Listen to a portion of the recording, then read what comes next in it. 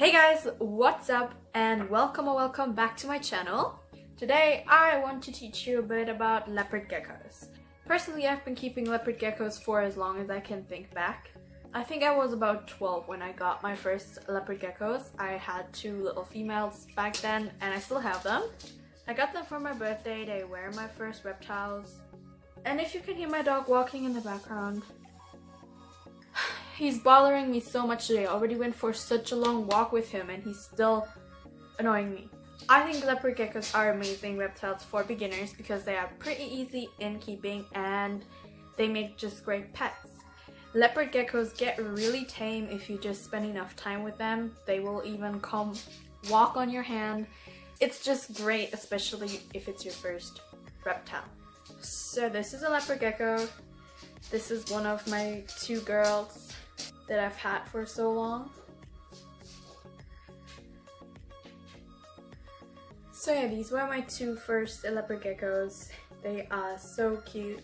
As you can see, they're just a wild type, just the basic color. I just woke them up.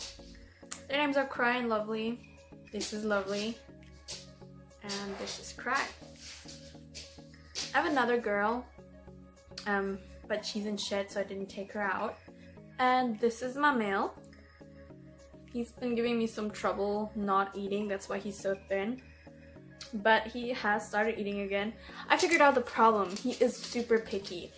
I kept offering him crickets. He didn't want them. Then I went out and I bought some worms.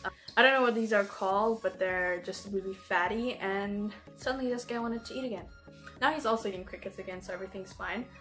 They just got out of hibernation. Leopard geckos do hibernate for 3 months each winter. I will still do a full video on hibernation because I had so many questions when I first let my geckos hibernate, so I really want to fully explain it. But yeah, if you do want to keep a male and a female, you definitely want at least 3 females and 1 male, and no more than 1 male because the males will fight. But if you have less than 3 females, it'll just be stress on the male and the females because he will bother them too much. So it's recommended to have at least 2, but I think 2 is too little. I made the experience that 2 is too little, so 3, really you should get at least 3 females and 1 male. So can you stop walking? Come here. So I recommend a tank size of about 1.20 to 80 centimeters, so that you have a quite large tank for 4 geckos because it's just a lot of geckos, and as you can see, they are not that small. Normally they get from head to tip maximum 10 inches, more like 7 to 8, but some males do get to 10 inches. Their lifespan is about 10 to 20 years. So these guys are nocturnal, so don't expect to see them a lot during the day. They mostly just sleep in their caves. And you do want to make sure that you have at least 1 cave per leopard gecko you're keeping in the tank. You especially want to make sure that some caves are on a cooler side of the tank than others, so the geckos can choose whether or not they want to be where it's really warm or where it's really cool. So the best way to heat a leopard gecko tank is to have a heat pad under the tank because they do need belly heat to digest their food properly. But I also recommend a heat lamp just for the average temperature in the tank, which you want to have about 80 to 90 degrees Fahrenheit. And right underneath your heat spot lamp that I would recommend you to use, you can have it up to 100 degrees Fahrenheit. Just so when your gecko does want to bask, he can. In these guys, you can have a lot of different colors and patterns, as you can already see on mine. I have normal wild type and then just this beauty. But there's all kinds of different patterns and varieties of colors. You definitely do not want to use sand as bedding for these guys because they can easily digest it, which can cause a lot of problems for them. But there's a lot of different things you can use. There's this one type of sand that I recommend. I'll just put it in the description box, what type of sand I mean and where you can buy it. But that works best for leopard geckos, especially because they also really like to dig. Make sure you do offer your leopard geckos a really shallow water dish. These guys don't really like swimming, so a really shallow dish will do the job. I also recommend spraying their tank about every 4 days. It just gives some extra moisture, and they do like to lick the drops of their decorations. You also want to offer your leopard geckos wet boxes.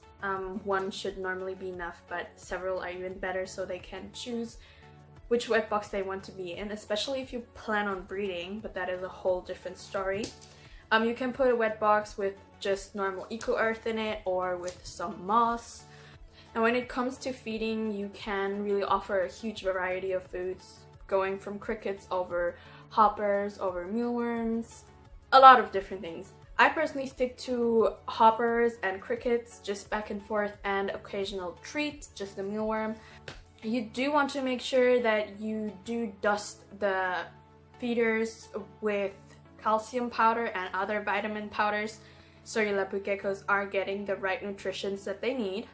And I personally like to feed them every 3 days, just as much as they want, basically. But about a maximum of 4 hoppers, large hoppers for these guys. But I think you just kind of get a hang of it once you have the reptile, how much they need in one feeding. But just stick to every 3 days. Works great for me, and they look healthy. These guys do not have teeth, which is kind of funny. It doesn't hurt at all if they bite, but they normally don't once they are tame anyways. When I got this guy, he was already adult and he was not tame at all. It was really hard to get him to be this calm. It is anyways, even though I said in the beginning you should keep them in groups of 1 male to 3 females at least. I think it is best to keep one single leopard gecko, just as it is with most other reptiles, because the dangers are just much less. Because even if you keep 1 male and 3 females, there can be fights and you're gonna have to separate them. So if you have a group, definitely have a second tank at all times in case you need to separate them. But in general, I feel like they're amazing beginner reptiles, especially because they are quite easy to keep and they do get so tame, so you can interact with your reptile a lot more than with a lot of others. But yeah, I hope you guys learned something from this video. I hope I didn't forget too much info. And I want to thank you guys so much for watching, and I hope to see you here again next time.